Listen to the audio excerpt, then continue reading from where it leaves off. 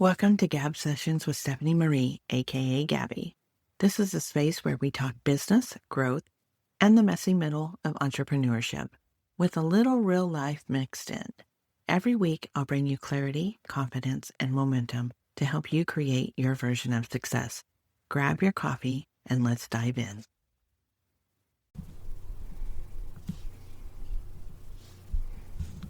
If the holidays are approaching fast and your brain is already jumping to next year, this episode's for you. Not because you need to do more, but because this is the moment to set yourself up for success before the calendar flips. Welcome back to Gab Sessions with Stephanie Marie, aka Gabby, where I help entrepreneurs simplify what feels messy, build aligned momentum, and grow brands that actually feel human. We're at the point in the year where the CEO sprint is wrapping up, the holidays are coming in hot, and a lot of people are either checking out completely or trying to plan an entire year in one sitting. I'm doing neither. And today I want to talk you through what I'm actually doing in a way you can follow along if you want to. I don't see the end of the year as a finish line. I see it as a transition. This is the moment where you slow down just enough to ask, what actually mattered this year? What carried momentum?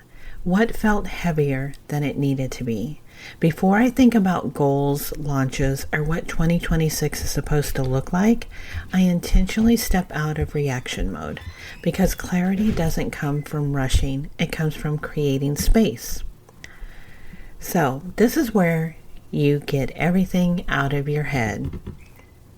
The first thing that I do, and the first thing I'd recommend at a high level, is getting everything out of your head. I start with pencil and paper, or pen and paper, and then I go with a mind map. Right now I'm using Miro app because 1, it's free, and 2, I like having a big visual space where I can move things around, zoom in, and see connections, but the tool itself isn't the point. You could do this in Canva, you can do it on paper, you can do it in a notes app, whatever works for you. And inside Business Growth Society VIP, I also have guided worksheets that walk you through this exact process if you want support. I'm not trying to make it pretty. I'm not organizing it yet. I'm brain dumping everything. Ideas, projects, responsibilities, things I want to build, things I want to simplify, and personal goals, trips, events, and other things that matter just as much as business ones. No editing, no prioritizing, no filtering, just clearing mental space. And I want to name this clearly for you. This is a mind map plus time blocking approach to creating your version of success, not someone else's plan, not a rigid framework, just a way to see what matters, decide what comes first, second, third, and support how you actually live and work. There's no wrong or right way to do this. You just do it and it'll all start to fall into place. Don't let this overwhelm you. Getting it all out of your head and putting it with pen and paper. There's actually some psychology behind the mind pen and paper that is supposed to help relieve stress, confusion, and overwhelm. So do the process. It has there's psychological things that say that it's very effective. So just trust the process. Once everything is out of the head, I start grouping things into 5 areas so I can see patterns instead of chaos. Those 5 areas are business and revenue, content and visibility, systems and operation, personal and wellness, and then life, home, relationships, lifestyle. Everything belongs somewhere, and some things may overlap. If you're doing this alongside me, don't overthink it. Just place things where they feel closest. This step alone usually reduces overwhelm because nothing is floating around in your head anymore. Again, it goes back to the psychology of head, pen to paper. The next step, frame the year without locking it all in. Next, I like to zoom out, not to plan every detail, just to understand the shape of the year. So I ask myself what feels like first quarter, what clearly belongs later, what might take longer than I originally thought.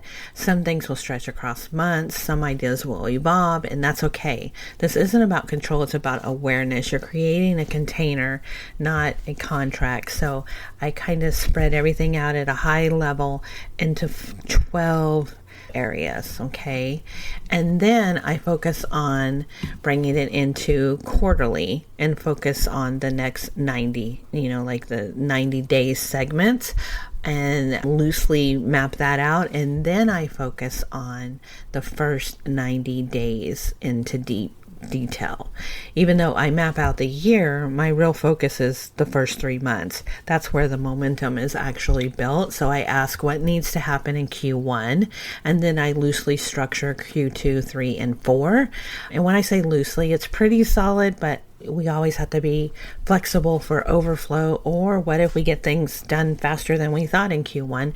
Q2 could roll into Q1, but it supports one another. Basically, Q1 will support the rest of the year, and what maybe doesn't get done in Q1 will roll over to Q2. You see what I'm saying? And so I do this for both business and personal life, because if my energy or your energy, health, or personal rhythm aren't supported, the business plan won't matter. It just doesn't. So if you're listening, this is where I'd encourage you to stop trying to solve the whole year.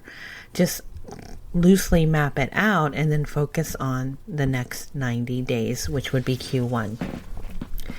And then the next step would be zooming in on, and this is how it becomes very real, and this is where everything starts to feel doable, as I think about planning, like zooming in on a map. First, I'm at the 10,000 feet. That's the big brain dump, and then kind of the 12 months of things. And then I look at kind of 5,000 feet, which is like quarterly priorities.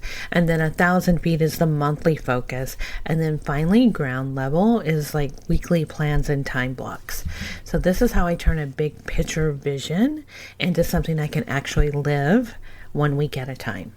And by the time I'm planning my week, I'm not guessing. I know what matters, and I know what moves things forward, and I know what can wait. So time blocking becomes very supportive instead of stressful in the situation. And why I feel this process works and works for me is this process keeps me from like overcommitting, reacting to everything, starting the year already exhausted, and it creates clarity before life speeds up again. And it allows for me to move into the next year instead of scrambling. And it allows for me to take on new projects if I want to. I always have room for other opportunities because I know where my free time is. I know where I might be able to insert something that maybe I wasn't planning. So it just gives me a really good roadmap or mind map to success. So before closing things out, I also like to take time to reflect on everything. So I'll look back at the year and say, what surprised me this year?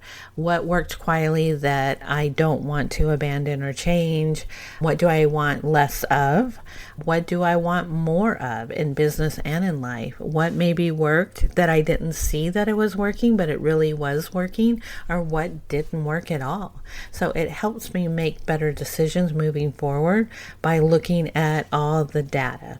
And data is an amazing thing. And if you don't have data that you can quantify, then you need to start collecting data for the next year. So if you're listening to this and thinking, I want to do this, but I don't want to figure it out all alone, that's exactly what Business Growth Society VIP is for. Inside VIP, we go through this entire mind mapping and time blocking process together with structure, guidance, worksheets, and support. Some of us use my favorite planner, my PA planner. And so you're not guessing or second guessing yourself. You get the support that you need in mapping out the year ahead, or the quarter ahead, the month ahead, or even just the week ahead. And if now isn't the right time, that's okay too. You can take what I shared here, try it on your own, and come back when it feels right. No pressure, no rushing the calendar. So at the end of the year, it isn't about finishing everything. It's about choosing what deserves to come forward, what deserves to be left behind, And when you do that intentionally, you don't start 2026 behind. You start it grounded, clear, and already in motion. So until next time, here's to you creating your version of success. Thanks for listening to Gab Sessions with Stephanie Marie. If today's episode gave you clarity, confidence, or momentum, hit subscribe and share it with a friend who needs it too. Want to go deeper? You can join me inside Business Growth Society or email me at stephaniemarie@gabbyandcompany to see how we can work together. Remember, stop overthinking, start building, and create your version of success. I'll see you next time.